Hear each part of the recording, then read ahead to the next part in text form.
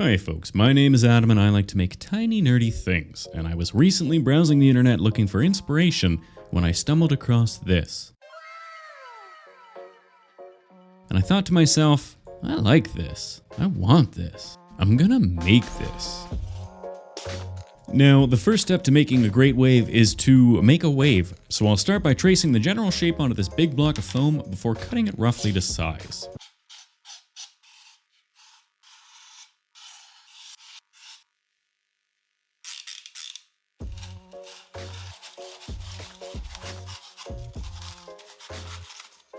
Now with my bubbly foam shaped into a wavy wave, I can start building up the shape of the wave using some other kind of material.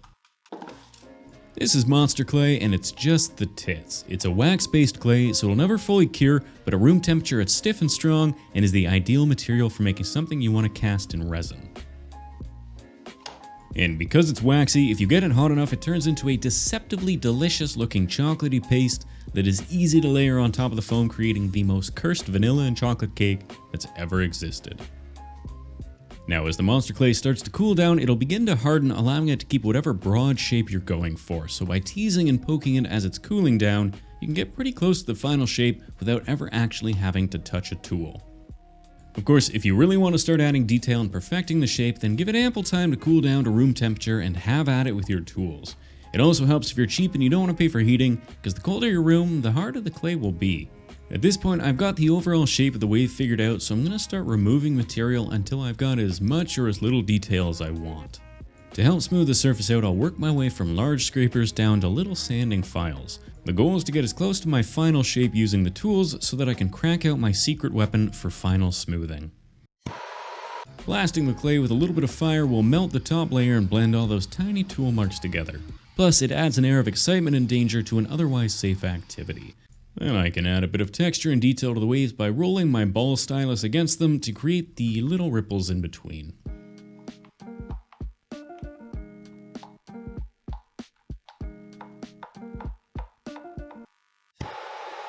Finally, a final bit of fire will finish it off and we're ready for the goo.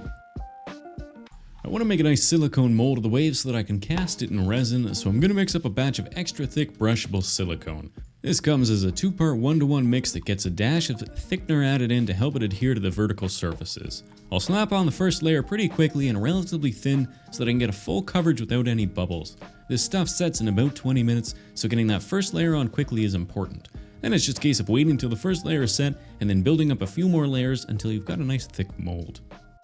And once the silicone is set, but before I demold it, I want to build a hard shell around the mold.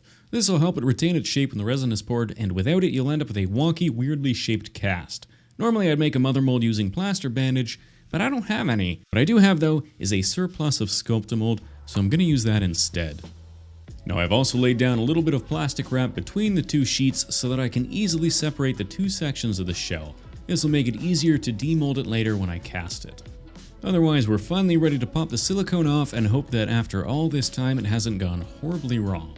Also, I realize I probably could have tinted the silicone something else so that it doesn't look like I'm peeling a scab off a slimy flesh wave, but I didn't, so it does.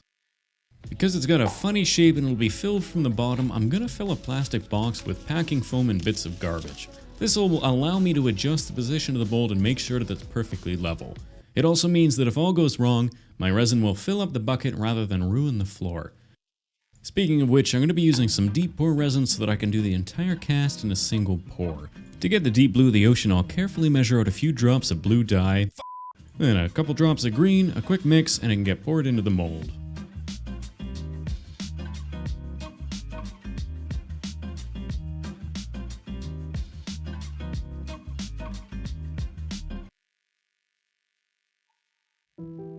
And then easily the hardest part of any resin pour for myself is we need to leave it alone for about 72 hours.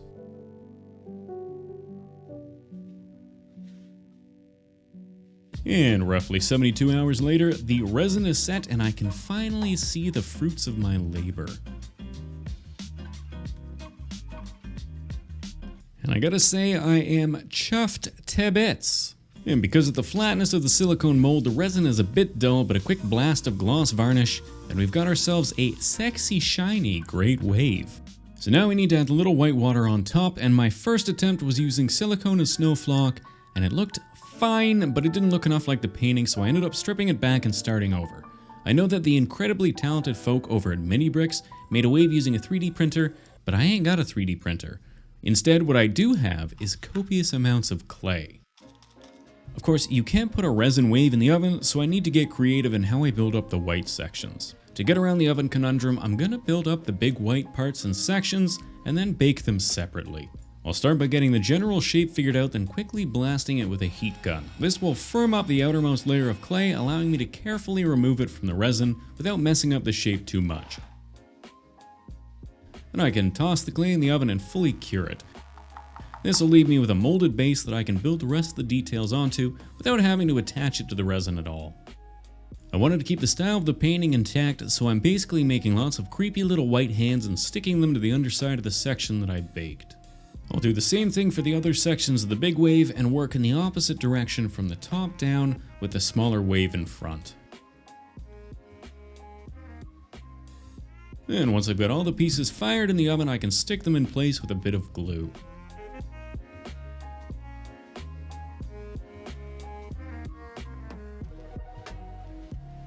And to fill all the gaps and build up the topmost layer, I'm going to turn to my old friend One Strike Filler. This is just a light, flexible hole filler that I've found to be one of the most versatile materials I own.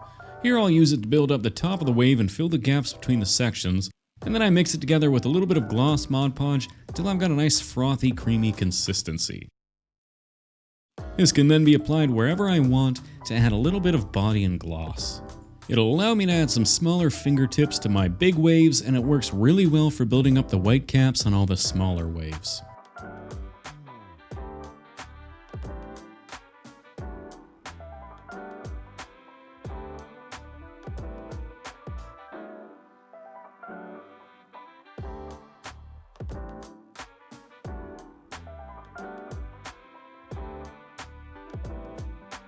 Finally, with the Mod Podge filler mix hardened, I can start adding some of the blue highlights along the edges of the waves. The original artwork has a lot of light blue streaks to help define the swells of the waves, and while I've made the ripples in the resin, I think that the paint helps soften that area between the blue resin and the white parts. I'll also make sure to tickle the underside of the little white fingers and then add some long streaks down the center of the great wave. And then once everything has had ample time to dry, I'll spray the entire thing in a final coat of gloss varnish to give it that lovely ocean shine. Otherwise, the wave is finished and we can get started on the king. Now, the original Great Wave off Kanagawa includes a few boats braving the swells, but I'm going to replace the foremost one with a teeny tiny king of red lions. It's also going to be made entirely out of clay. At this scale, clay is going to give me a lot more detail. However, if you want to see how to make a bigger boat out of all kinds of stuff, then you really ought to check out Studson's video, where he makes a pretty perfect, totally seaworthy version out of foam and wood and clay and cloth and glue and etc. Now at this point I've finished the main frame of the boat and I can toss it in the oven to bake, then I can start sanding the sides down until I've got the shape I want. Trying to make something like this completely in one go would be an exercise in futility, since I would undoubtedly smash all the detail with my big stupid hands. So instead I'm going to try to be making each of the individual pieces, then gluing them in place. All told, I think I put the king in the oven roughly a dozen times before it was finished. Here I've marked out where some of the wooden planks will be drawn, then I can carve away at the lines until my smooth surface is nice and woody. The more cuts and grooves I make now, the better it'll look when it comes to painting. I mean, I guess the more detail you put in anything, the better it'll look. But I started this sentence without really knowing where I was going, and to be honest, I can't believe you're still here listening to it. I have no idea what I'm doing, but I know I'm doing it really, really well. With the hole finished, I can add the body of the figurehead, leaving the actual head of the red lion for later, since I'll need to make it separately and attach it after. Then I can fill in the deck with a bit more clay to carve the wooden planks into, and get to work adding the mast. The mast is just a piece of armature wire wrapped in clay and scratched up so it looks nice and woody. Then I can make the oversized wooden toilet that's standard on any seafaring vessel, and use the mast as an extra long plunger. Finally, I can add the boom arm and reinforce it with a bit more clay before getting started on the king's head. To make it easier to handle and to ensure that I don't smash all the little details I've just added, the head's going to get baked in several stages. I'll start by making the bottom jaw and adding a little circle of clay for the teeth, and then squish the top of the head in place. Then I can refine the shape by adding little bits of clay here and there, and then by adding the big teeth that poke out the sides. I'll then make the horns by cutting teeny tiny flatworms of clay and then twisting them into little curved curves before sticking them in place.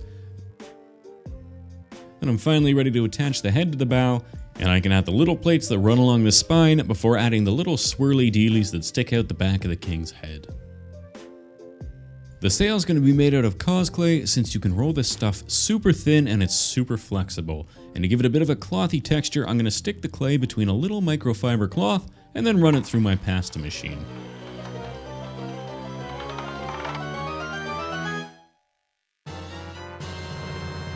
I made a cheap and cheerful sail template out of garbage that I can use to trace the shape onto the clay, and then I use a couple circle cutters to give the clay a wind-blown shape. Then I can add the reinforced pizza wedges to the corners and attach the sail to the mast. Then we're ready to add a couple coats of paint.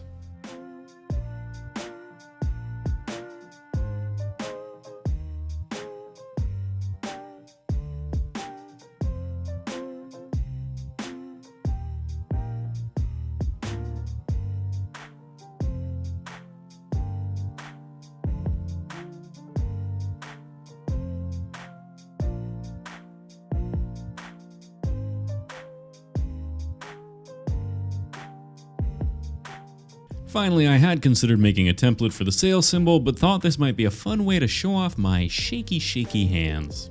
And if I don't say so myself, this doesn't just look good, this looks good enough.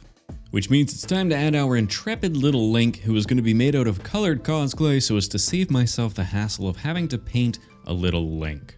I'll start by making a suspiciously shaped, fleshy looking head, then I'll add a nose, some eyes, little black eyebrows, and the trademark luscious golden locks, before finally adding the flowing green Hero of Time hat. Then I'll cover up his shame by building up his green tunic, pressing in the waist and running a little brown wormy dealy for his belt, as well as a little golden buckle. Slightly lighter green worms will get pressed into place where his arms should probably be, and then I'll cover his legs in light gray trousers and give him his little brown leather boots. Finally, I'll make a couple teeny tiny hands and stick them into the ends of his sleeves before attaching my pre-made master sword and his teeny tiny hero's shield. And a couple dabs of glue on his feet will hold him in place at the back of the boat, hand on the tiller. And with my King of Red Lions and tiny Wind Waker Link finished, all I need to do is add them to the wave. To do this, I'll make some splashes out of UV resin that I'll then cure and glue in place where the boat will go. Full disclosure, I edited this video so that it flowed in a somewhat more appealing manner, but I actually made the boat before I even made the mold for the wave. This way, I was able to carve out a little section of the water the boat will fit into so that it's sitting in the water rather than riding on the surface. So if you've been following along at this point, then I'm sorry to have led you astray, but the internet is a cruel place of smoke and mirrors, and I'd rather you learn this lesson from me. I'll use a little more UV resin to hold the boat in place and then fill in the gaps between the boat and the water, and then I can add some white foams to the tips of the waves using the same Mod Podge and hole filler I did with the Great Wave. Finally, I've built a little wooden box with a blue center for it to fit into, except I ran out of wood so my wood is foam. I told you, the internet is full of lies.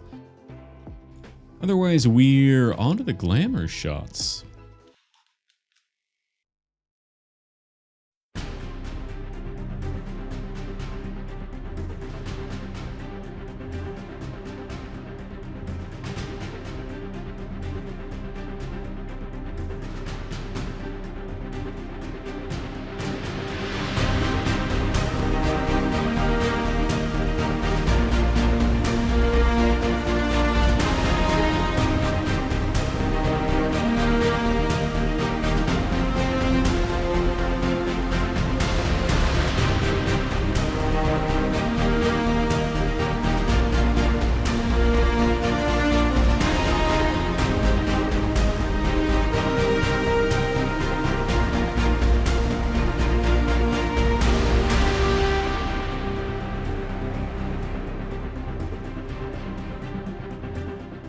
There you have it, folks. I hope you enjoyed this one, since I think it's pretty neato, and as far as copying other people's work and passing it off as my own, I think I did a pretty good job.